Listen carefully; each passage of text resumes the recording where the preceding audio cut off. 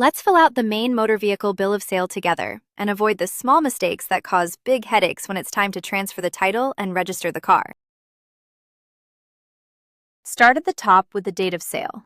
Then the seller's details. In our example, that's Anna Baker, with her address, phone, and email. Then the buyers, Ben Carter, with the same.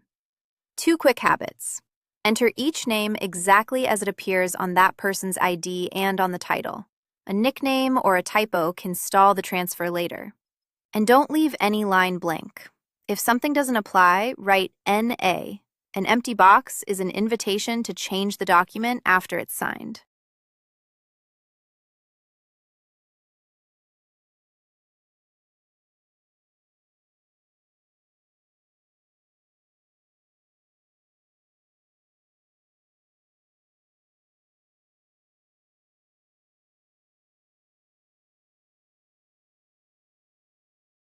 Next, describe the vehicle. Make, model, body type, year, color, and the odometer reading.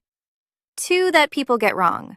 The VIN. Type all 17 characters exactly as they appear on the title. A single wrong digit can stall the title transfer. And the odometer. Write the exact reading, not a rounded guess. A sloppy number can look like odometer fraud. Now the sale price, in our example, $8,500, and how it's paid, here, paid in full by check, with taxes included.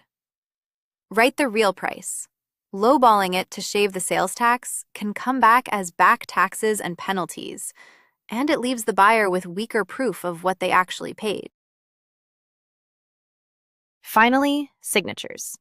The seller and the buyer each print their name, sign, and date. 2 things before you're done. An unsigned or undated bill of sale may not hold up, so make sure every signature has a date beside it. And make 2 copies. Each side keeps a signed one. The buyer needs it to register the vehicle, and the seller needs it as proof they are no longer responsible for that car.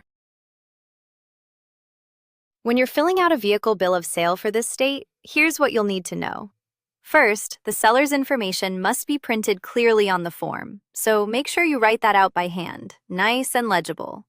Next, you'll need to include the buyer's information as well, so both parties are properly identified on the document.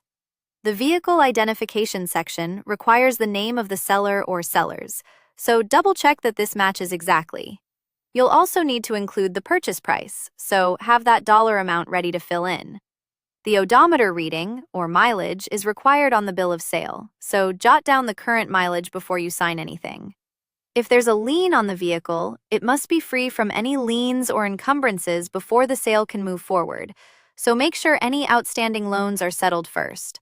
And finally, both the buyer and the seller must sign the bill of sale, so plan to have everyone present or arrange a time when all parties can put their signatures on the document.